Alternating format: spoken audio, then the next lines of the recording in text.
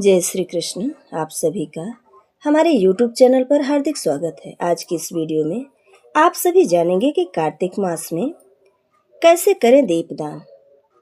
इसके साथ साथ आप जानेंगे कि किन स्थानों पर करें और किस प्रकार से करें। तो आइए जानते हैं।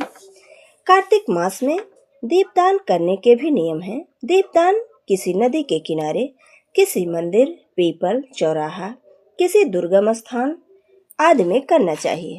भगवान विष्णु को ध्यान में रखकर किसी स्थान पर दीप जलाना ही दीपदान कहलाता है।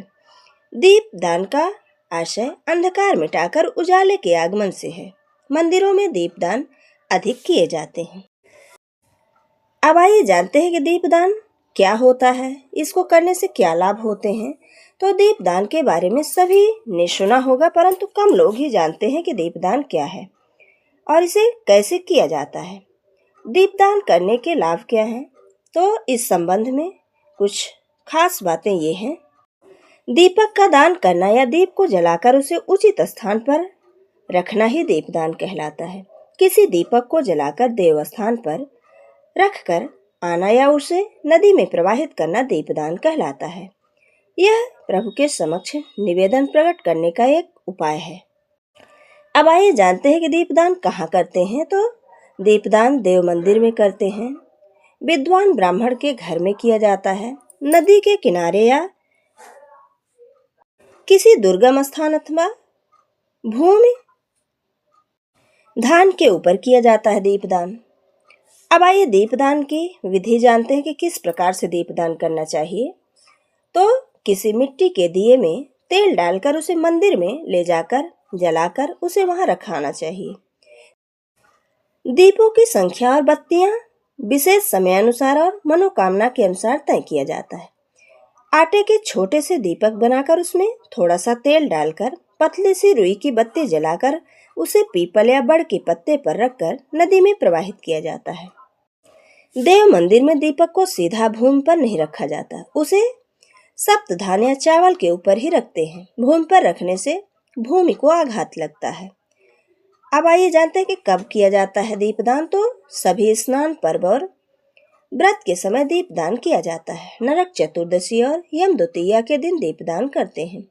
दिवाली, अमावस्या या पूर्णिमा के दिन भी दीपदान किया जाता है। दुर्गम स्थान अथवा भूमि पर दीपदान करने से व्यक्ति नरक जाने से बच जाता है। पद्म पुराण के उत्तराखंड में स्वयं महादेव ने कार्तिकेय को दीपावली, कार्तिक कृष्ण पक्ष के 5 दिन में दीपदान का विशेष महत्व बताते हैं।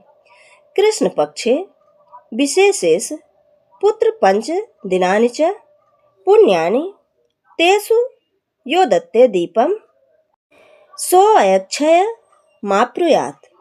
अर्थात कृष्ण पक्ष में रमा एकादशी से दिवाली तक 5 दिन बड़े पवित्र माने जाते हैं। उसमें जो भी दीपदान करता है वह सब अक्षय और संपूर्ण कामनाओं को पूर्ण करने वाला होता है।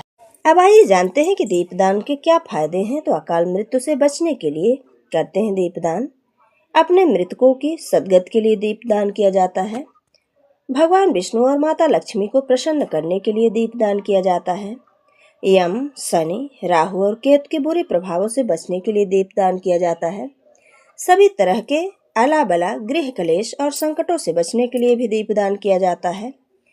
जीवन में अंधकार मिटे और प्रकाश आए, इसलिए भी दीपदान किया जाता है।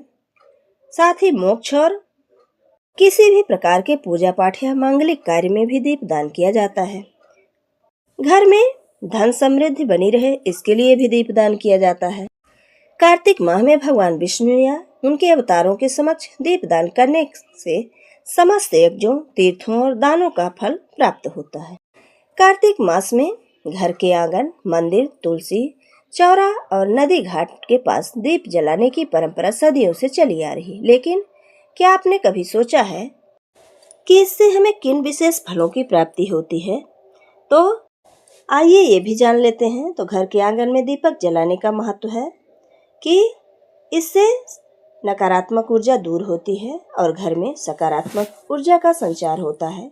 घर में शांति बनी रहती है तथा समृद्धि आती है। नदी के घाट में दीपक जलाने का क्या फायदा है?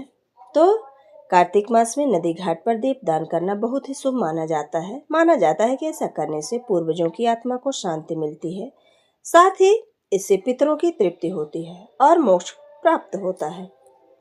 इसके अलावा जीवन में आ रही बाधाएं भी दूर होती हैं।